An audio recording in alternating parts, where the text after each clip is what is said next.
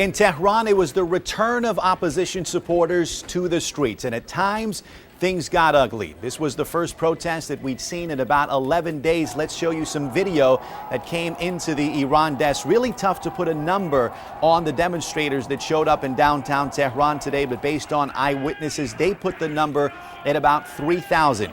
The protesters tried to gather at Revolution Square between 4 and 5 p.m. local time on Thursday night.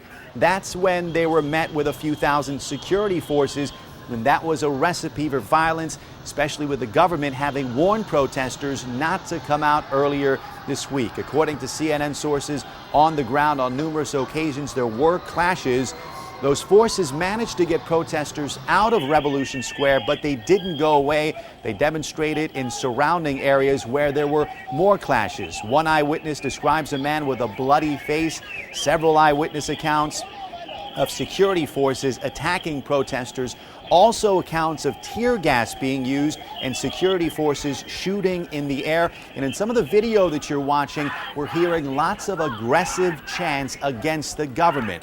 We're hearing death to Ayatollah Khamenei, Iran's supreme leader, also death to the dictator. We also heard chants of death to Mujtaba Khamenei, supreme leader's son.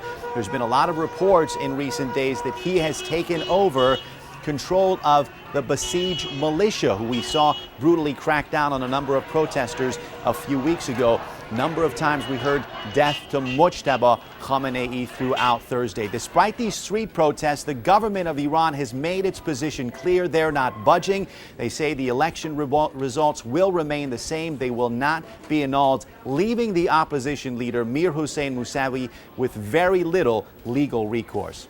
Reza Sayah at the Iran desk in Atlanta.